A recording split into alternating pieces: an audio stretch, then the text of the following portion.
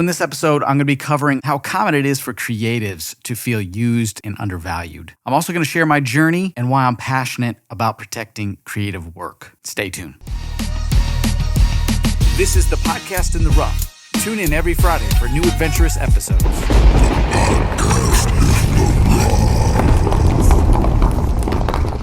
Welcome back to another great episode of the Podcast in the Rough. I'm your host, Zebulon Thomas, and this is episode 168. Protecting your creativity and avoiding being exploited in the industry. And I'm going to be pulling a lot from my personal experience, sharing some ideas, and helping you hopefully leverage what you have to create boundaries, stand your ground, and also safeguard yourself so that when you move forward in these creative projects, to build your career, to collaborate with others, and to earn a substantial income, that you don't sacrifice yourself, your mental health, your talent, and your time along the way. So first up, let's talk about qualifying clients. If you're a creative and you're strictly building your own business, maybe you're not looking to work under somebody, you're actually at the forefront and you're running your own brand or business, and you're finding clients to contribute to their business in some way. It really comes down to qualifying clients. And I just want to point out that I never had any of these boundaries in place until well after I hit major success, got burned several times, and felt that enough is enough. It didn't happen until after I got torn down. Hopefully you're not that far into your journey of your career as a creative, and hopefully you haven't crossed those bridges and had to burn bridges, if you will, because they were just too crazy to go back on. Hopefully you haven't experienced what I've experienced, where they say never meet your mentors. And hopefully what I share with you on this episode will also resonate with those who are getting into podcasting, because this is creative work as well. Especially if you're working with businesses and brands and sharing your platform, you want to make sure that you have these rules, regulations, standards, qualifications, and boundaries in place. How I do my qualification process for my potential clients is I look at, are they my ideal avatar? Are they the client that I'm going to rant and rave over, that's going to light me up with every text, email, phone call, meeting, and encounter that I have with them? I'm no longer interested in having to keep a client afloat or pep talk my client or convince my client to know the value that I bring to the table, to know the value of us coming together and working together. I'm also not interested in clients who think I work for them. I work with them. When I look for qualifying a client, do they align with my vision? So what does the vision look like for you? It's not going to be the same as mine. It might be similar, but it's not going to be the same as mine. But if you don't have that vision yet, basically you learn this over time after getting burnt, or you think in advance, like what does the best day ever, right, look like? If you had to plan out the best day ever, what would that look like? So think about that with your client. If I had the best client, and maybe I've never experienced the best client. I have. I've had several really amazing clients, and I'm like, okay, that's the new standard. And then you season a little bit more into that. So I look at think about it. What is your best client? And to share some examples, my best client, in reference to what I just said, they light me up. They make sure that I'm taken care of. They feed into the creativity. They are appreciative of the time and energy in my creative process to deliver the services that I'm providing. I create commercial videos. I create graphics. I come up with strategies that are next level for their business. Many of these strategies, they come with a high risk. And the high risk is stepping out of the comfort zone for the company, going, left instead of right, doing something never done before, being bold in the market. But all of that has been carefully calculated in my research to what is best for that company moving forward in the market. It's not going to hurt them. They think it might hurt them, but it's not. If anything, they think that, maybe many of our customers aren't going to agree with that, or our following is not going to agree with that. But the research I've done, if we do take this calculated risk, the potential for success and growth is substantial. And so I need my client to trust in my experience. I need my client to also understand the value that I bring and that I don't come cheap. And also when I look at a client for qualification, I also have to look at, not only are they trustworthy, how are they with contracts? Because I don't want this client to bail out of the contract and cause legal problems between us. How well do they take care of the people that do work under them, work for them? How well do they communicate and speak about the partnerships they currently have? How many partnerships do they currently have? How long have they been in business? Do they actually have the capital to afford my salary and services, along with bonuses, along with what happens if the market shifts Can we pivot? Can you afford to spend a little extra money to make a pivot, to change, to regroup, to re-strategize? Are they willing to fail forward? These are some things I look at. And listen, that's going to clean 98% of the people that you're probably looking at off the table. So for instance, I'm not interested in coming into a company where you have 15 videographers at the same pay grade, doing the same amount of work, and we're all giving each other orders. That's not my position.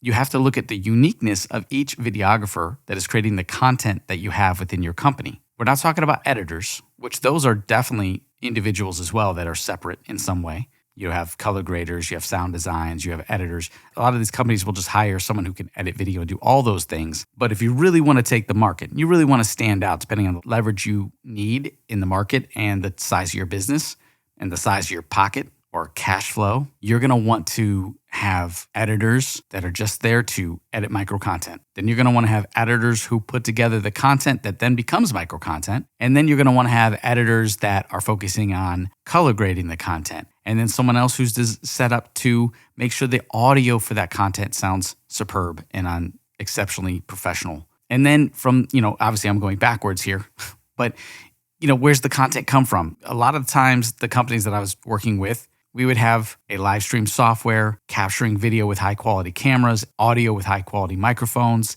with the right lighting, and we've set the stage. We've had multiple team members and crews come in and build an amazing live stream virtual event stage, if you will, and we're streaming this. And then we capture all of the video, all the data, and all the experience that we just created, and we wrap that into maybe it's micro content, an online course, or we repurpose it for advertising for the next virtual event. So all this content has to stay quality as it goes through the process of the ranks of the hands until it goes back out to social media, back out to the internet, back out to the world. And we can't have any quality loss. Now, yes, I've been a part of the companies who didn't think about this, didn't care, and the quality completely got destroyed. And it's like, why'd you spend all this money, millions of dollars on these cameras and this big screen behind you and all of this virtual stuff, live stream equipment and strategists who, put together the marketing campaigns to put the content in the right place at the right time? Why would you spend all the money if you're going to be putting out garbage content? Like, there's no reason for it.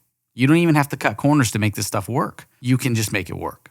So when you look at qualifying a client, you want to look at these things and see how deep they go. You can really tell from a business right off the rip if they're going to pay attention to detail, if they're concerned about the content, if they're concerned about the quality, if they have an expectation. That's the first thing you could do. Let's just say you're a video creator or a graphic designer. You can ask your client, what is your expectation on quality? Well, it has to be the best. Are you willing to pay for the best? Yes. You're not going to take any corners while I'm working with you. Like, these are things you can put in your qualification process. It's very important to get specific and draw out the qualification process. It's not a short conversation. It's not a quick read. It's not a short meeting. If they can't spend the time with you to really think these through, because they're going to onboard someone like, and listen, I'm speaking at the high level. I don't know where you're at, but you're a creative. So let's go ahead and put you at the top, right? You're unique. So are they going to take the time to onboard you so that you can oversee this area of their business for the next year or however long the contract is? Are they willing to pay for that? Are they willing to make sure that you're accommodated? So these are some qualifications that I think about when I am in the process. The other thing is, are they willing to sign a contract? That's a big deal. When you come to a client or a client comes to you, you should have a game plan that's set in motion immediately. And that could be like an email, a responder, a welcome email, an onboarding process, a qualification meeting, a set of forms going over in the qualifying process. Hey, there will be a contract. Am I signing your contract or are you signing mine? There's a big difference there. And not always are you going to be signing their contract and vice versa. But as long as that aligns with your vision in the qualifying process, that all will still go smoothly. Now, I want to talk about how setting these boundaries has protected my work and my energy. You might think, well, I really need the money, so maybe I won't stick to certain qualifications. I'll let some things slide. Never. This is why you want to spend the time to think about what is your ideal avatar, your ideal client. Who is the ideal company that you want to work with?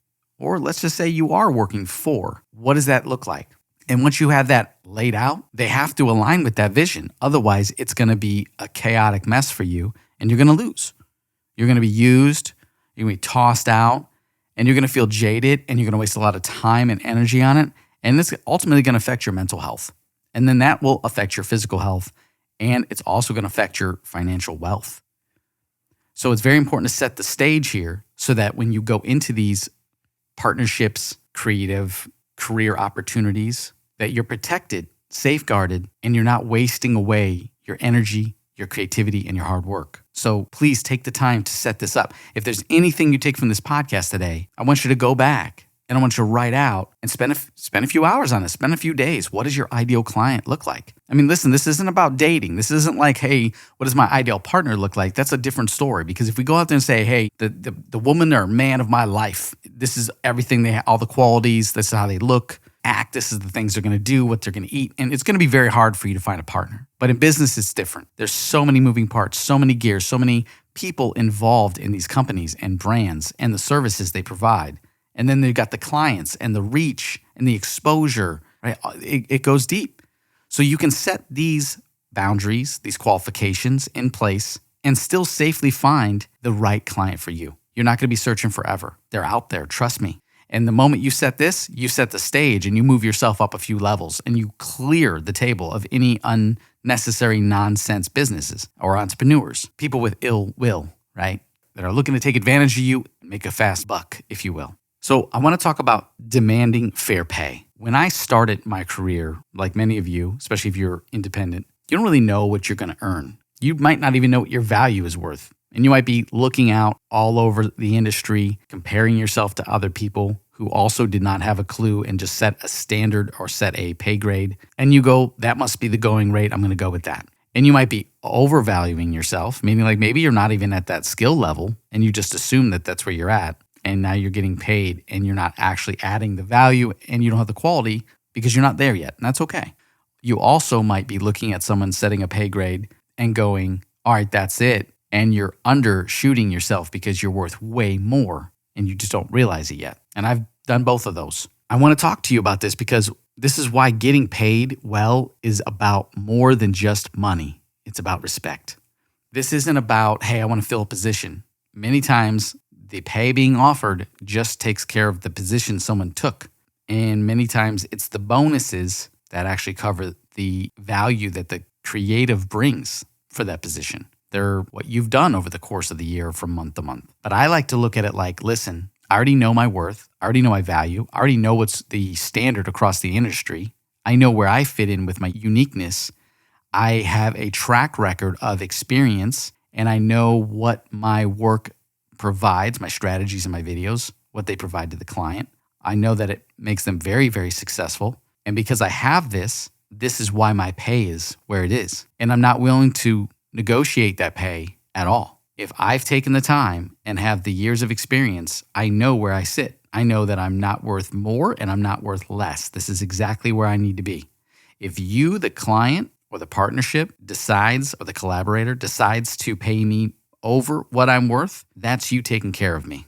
That's them taking care of me and respecting my uniqueness, my creativity, and my skill sets. And that also, taking care of me, makes me want to be involved more and take a little bit more time when things are hard and to think outside the box and to put more effort into that business. And I have my own set of boundaries, like not to spill over, not to overexhaust myself anymore for any kind of client or partnership or sponsor. I know where I need to be. But when the creativity is there, I might go an extra couple hours, a few more days, or I might sit on it and think about it a little longer and then come back to it and go, this is the right decision because they're taking care of me. Now at the base pay that I've set, that means that I know that I'm committed to work for that client, for that company, to pivot when they need to pivot, to work through hard times, to maybe work a little overtime when needed, to do the things I need to do to make sure that it is done right with quality through and through, and I've added massive value at the best way I know how.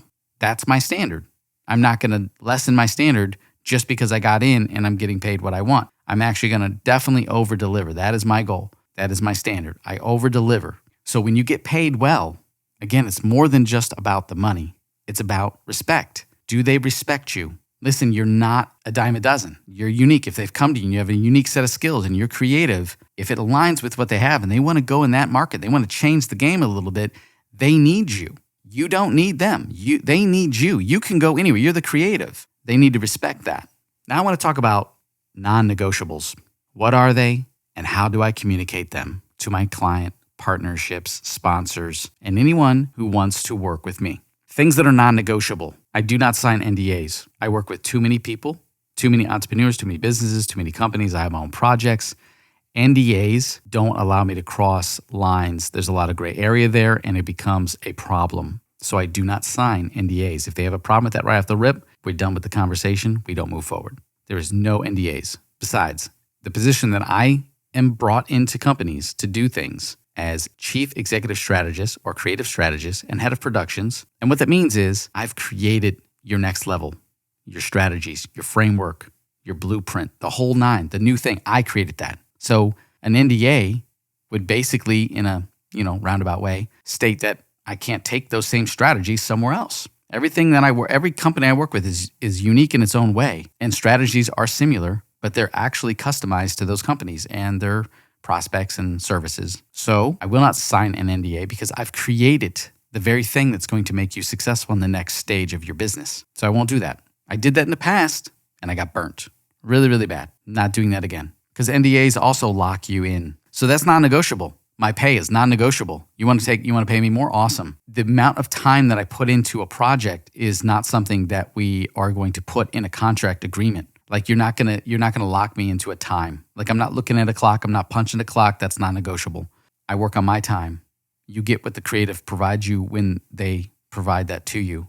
And because I'm a professional, you won't have to wait very long. And if there is a delay in a project, it's because I'm making sure that it's the best that I can deliver on, that the world wants to receive or that your business needs to either bleed or grow, okay? If you rush something, your company's gonna bleed. If you take the time and you allow the creative to get the thing to you, if you allow me to actually create something and have the headspace I need to pause when I need to and come back to the project and deliver, your company's gonna grow. It's not gonna bleed. And that's part of that respect. So these are non-negotiables. The other non-negotiables, you do not get to dictate what I do outside of the time I have with your company. You do not get to dictate any of the platforms, strategies, podcasts, businesses, endeavors, partnerships that I've created up until the point I've found, we found each other, we've signed this agreement, we've moved into a partnership, and therefore after. You do not have the right to say or dictate anything that I do outside of the work that I do for that client. That's non-negotiable. And you might not think that that's a problem, but it is. Sponsorships will put their hand in your pocket. Entrepreneurs will hold your tongue. People will waive money and hold money from you unless you shut things down in order for you to work with them. There's a long list of these things that can happen. And if I feel that a client is bringing me on board for something to help them become successful and they've set rules and restrictions on me from the get-go, that's not a good partnership. That's not someone I want to work with. And the answer is no. Now I want to share some tips for you to identify and confidently stand by your own worth. What does this mean? This doesn't mean ego. This means, what have you done in the past that has led you to this position where you know that you can make a significant amount of money doing what you do, or any kind of money, that you can actually get paid for your services? If you're I'm talking to creatives, okay? Not just anybody making a business. These are for the creatives. You know who you are. When you identify what your worth is, when you identify with confidence that you create something of value for whoever wants to plug into that, that's where you know that you have something solid, and you need to stick with that. That just means that, listen, maybe you don't have a track record of success with it, but you have creativity. You're very successful. You know how to make something work. So to stand by your own worth simply means that you know the value that you bring, the uniqueness you have in this world, in the industry, in your space, and the amount of time and energy you put in on that. And what does that mean to you financially? Listen, you're never going to get paid exactly what you're worth because your time is priceless. So you really have to look at, what are you creating? What is exciting? What does the process look like? If you got paid well enough that it doesn't stress you out, if you have to work a lot doing the thing that you love to do, that becomes the thing that's super creative, that also could become the thing that you don't like to do because you have to do it so much and that stresses you out. And then you have burnout. You have to be able to be compensated and know where all of this lies, including those qualification processes that you've set in place, what you're not willing to negotiate, how much you're worth, so that all that sits in place to make sure that you don't spill over, you don't get burnout, you don't get overworked, that you have the freedom and the time to work with your ideal client and create massive value there and continuously provide in that. And that's how you own your worth and you stand by it. It's about setting the boundaries. Yes, we all have these skill sets and we know how to do things and we can compare ourselves to others. I really say don't compare yourself to others. If anything, look up to others. Get ideas from others. Look at them and go, that's exciting. That inspires me to do my own thing. Or how can I make that thing something different? And then you've set the respect across the industry as well. So we start to respect other creatives, which I would like to say that we do. I don't look at other creatives and not have respect for them. I actually go out there and do that, but that's who I am. I also don't compete. Anybody trying to compete, you can see that from a mile away. Now, I want to talk about legal teams and contracts, why having a legal team has been a game changer for myself. I want to talk about contract clauses that I won't negotiate on and why they're essential. And I also want to talk about how even beginners can take a step to protect their work legally. Here's why having a legal team has been a game changer for me. Again, I've taken on so many different roles within my industry, respectfully. I've built myself up to be a super creative, and I'm a multi-skilled in a lot of areas. I don't just do commercial videos. I do all types of productions. And from there, I also do graphics and sound design and color grading. Like the entire production process is what I do. Outside of that, because I had to become a creative strategist, how do I make what I do and turn it into something exciting that could be profitable for a business? And how do I scale that? And so I ultimately became a strategist. And my journey to become a strategist started at just working for companies at the very bottom and learning sales, learning techniques, learning different type of marketing and branding and all the things that I wanted to learn in the field and didn't go to school for. I learned this firsthand in the experience in the market. I watched companies explode. I've watched companies fold and go under. I've seen companies rebrand, pivot, like all these things that are hectic and stressful. Like these are all the things that we've learned in business that I've learned from working with all types of individuals, great salespeople who had basically bottom of the barrel of the business, didn't make any money, but they were amazing salespeople that earned strictly commission and worked their way all the way up to be the best, to entrepreneurs that had a breakthrough, to companies who grew and went public and had a breakthrough, to huge, celebrities with great fame and success. I mean, you name it, I've gathered all these strategies from. And so bringing that all back comes to the fact that I didn't even have my own legal team or legal contracts in place before I hit major success. Give me a little credit here because I studied law and contracts since I was like 16. So I knew a lot about contracts, starting with, just legalities in the music industry. And I studied all these things, and then that got me interested in different clauses and stuff. So at my base level, I at least respected what was out there, and I made sure that I protected and safeguarded my productions and my business. With every production, I at least provided waivers and release forms and made sure that if I was using music, I paid for that, and I provided the documents, and I saved all this stuff so that I just knew that, hey, if there was ever an issue, I have a waiver and release form on this company or these people or this product or service. I have a right to use these things, and I can present those documents.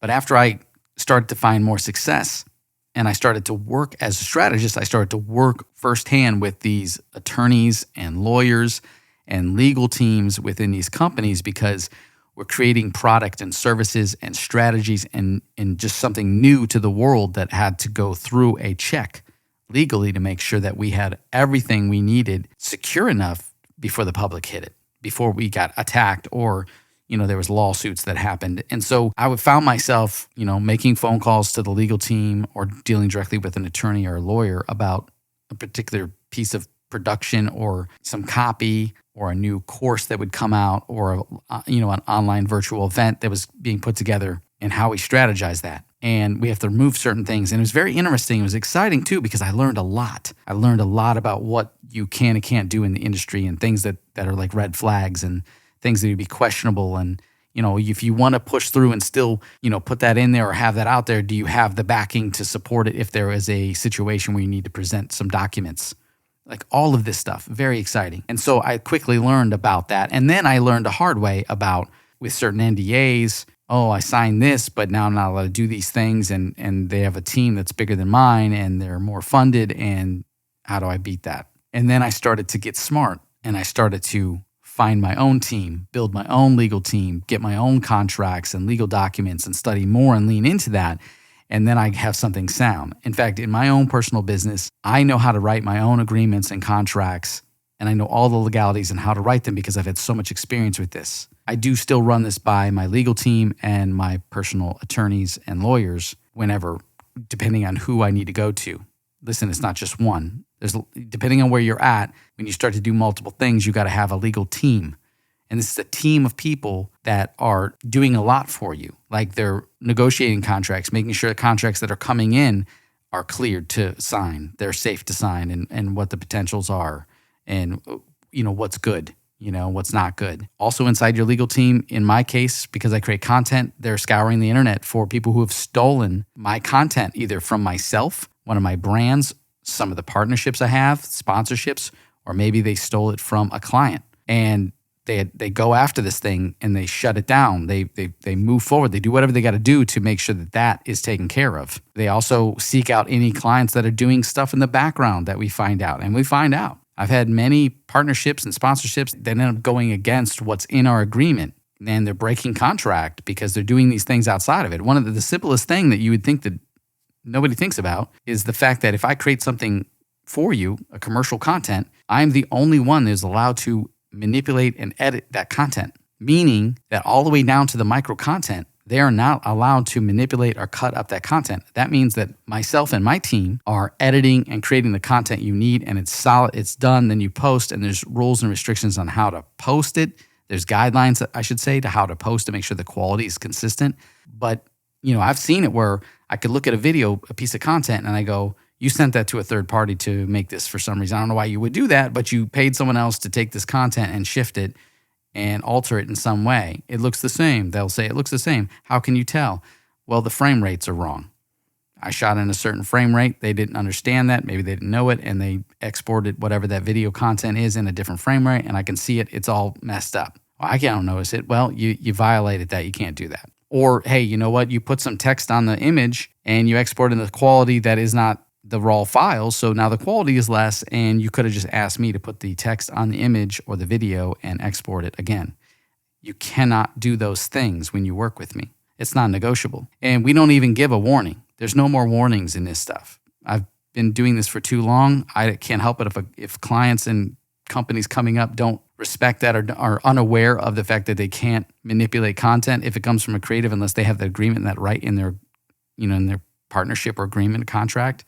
They can't do it. There's no warning. So once we see it, we go after them and it becomes a problem. And not a problem for us, a problem for them. Now, again, I've mitigated these risks for all parties because of my qualification process. I no longer have clients that I work with that actually are in the market for doing stupid stuff like that. They have everything they need where it needs to be, and they follow those guidelines, and they're respectable, and they do that. And so we don't have those problems. Contracts and legalities are very important.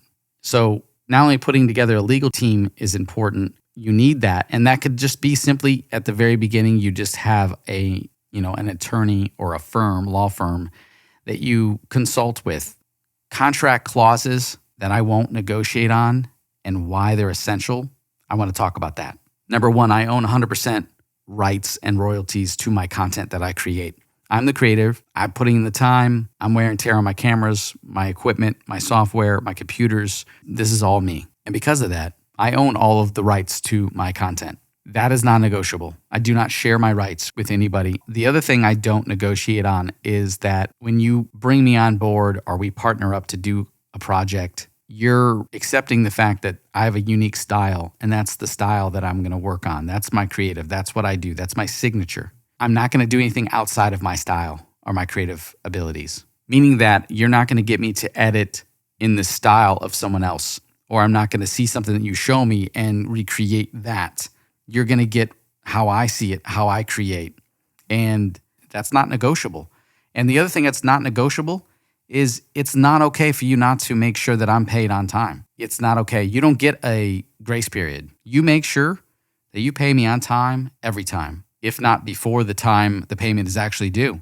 That means if pay falls on a Sunday, you should have payment to me Thursday or Friday and make sure that it's going to be available to me before that. It doesn't matter if I don't need that money. It's not like I'm like, oh, if I don't get the money, I'm out. It doesn't matter. When it did matter, it was very important. Just because it doesn't matter anymore. Like I'm speaking to you, like if right now you're pinching pennies and you live off of that client's money, then it matters. But I'm saying it should still matter even after you've got yourself with savings and you're doing very good and you have multiple clients paying you. It's the respect. That's called taking care of you. They need to take care of you, make sure that you're good because you're adding the value. Here's the thing I want you to think about, okay? Maybe you're not there yet, maybe you are. I had this realization and I said, I'm not doing it anymore. No longer will I undervalue myself because my client will ultimately end up making more than me because I'm going to make them so much more successful, and that's okay. But I'm not going to sit here and get the low end of everything and get left with nothing while they go succeed and make a lot and have everything they want, all their dreams opened up because of what I do. That's what I do. And that's why I have the value I have. That's why you pay for that. Okay, so let's say you're a beginner. Here's some ways that you can start to protect yourself. First of all, just do some research. You can go online and you can purchase legal contracts. There's sites that you can subscribe to that help you build the right legal contracts. It really doesn't cost much to consult with an attorney and have them draft up a contract. I mean, if you have to save up, save up. But make sure that you draft up exactly what you need for what you're trying to do in your business and endeavors. File your paperwork. Make sure the biggest thing is if you're doing creative work, just make sure you have everybody sign something that leaves some kind of trail. That is, you own your work. Okay, maybe you're not like me and you're not going to own 100% of your work and royalties. Maybe that's just not something you're interested in or something you can do at the time. I started there and I've never budged and it's always worked for me. But I'm saying is make sure you have some kind of legal binding agreement signed that states your position, your ownership, your deliverables, and everybody's what the partnership looks like on paper. That's the best way you can make sure to protect yourself legally. And the other thing is just make sure that you're abiding by all the different rules and restrictions that maybe the federal trade has. Like that's one thing that you can get caught up in really quick is, especially if you're out there doing business and doing sales and you're making money claims and things like that. I mean, that's just common sense at this point. But if you make a money claim that's not legit, like you could get checked. And if you get fact checked and you get audited, and that's a big problem. So make sure you know these things. Research this stuff. There's no reason why you shouldn't know this. Or build the legal team so you don't have to know it and make sure that they do it. But I wouldn't recommend that because here's the thing. You could build the wrong legal team. I've seen people, accountants, legal teams take advantage of the company and the entrepreneur and undermine them and do things that they were unaware of. And it really became a problem and a lot of money lost and damage is done. So make sure you know who you are employing to work with you, work for you, and know something about the law, okay? Now I want to get into the final takeaway of this episode. And I hope you've really enjoyed this episode because, I want to give you something a little different on this podcast because I've been talking a lot about podcasting from start to success, sharing my entrepreneur journey, my ideas, tips, and tricks. I've also been talking a lot about mental health and the effects of, success on your mental health, or at least what it's had on me, past trauma, things like that. I've shared that in these episodes because I want to give you a roundabout way of creating things that you can enjoy and not get stuck by these things. And, when to take a break, when not to take a break, what things feed you, what things can exhaust you, what things can burn you out, what things can make you successful, how to go about things, how to save money type of thing, especially on podcasting. So I want to give you a final takeaway from today's episode, and I hope this really resonates with you. Protecting creatives and sustaining it. It's so important to me to protect creatives and show them how to sustain that level of protection and their creative work. And you simply do this by setting, again, go back to this episode. Hopefully you've been writing this down. Find out what it is your values are, what it is you're worth. And how to do that is simply by thinking about, just start with the ideal customer. What would that look like? Your ideal avatar, your client. Write that out. Set those rules, restrictions. Start to think about the things you won't negotiate. What are you worth? Identify these boundaries that you need to set in place. And that'll ultimately protect your creativity, your work, and ensure that you're good for years to come. And so that you don't have it rough and you're not stressed out and you're not creative anymore. Because when you're stressed, you lose creativity. Also, I want to encourage all of you to take some time and check out my podcast Success Secrets Mastermind by heading over to thepodcastinrough.com/learn, because I talk a lot about these things and I go really deep into details about entrepreneurship and podcasting and how to be successful, and even some online courses and stuff like that. All the things that I've done to be successful and help other people make success in their careers and their businesses inside this podcast, Success Secrets Mastermind. It's a lot of fun. It's a great community, and I think you'll benefit from it, especially if you're a creative and you're trying to navigate the waters and you're unsure of what that looks like, or that you've been burned and you want to stand on your own now and not get burned anymore. Definitely check that out. Again, that's thepodcastinrough.com/learn. And last but not least, remember, just trust your value and the work that you do, your creative mind, the creative process, and how unique you are. And just know that the vision you have is the vision that you've earned, learned, and developed. And it's worth it. You're worth it. So thank you so much. Be sure to subscribe, leave me a rating and review under this episode on Apple Podcasts or Spotify, and let me know how I did. And I look forward to talking to you again very soon for another great episode of the Podcast in Rough. Take care.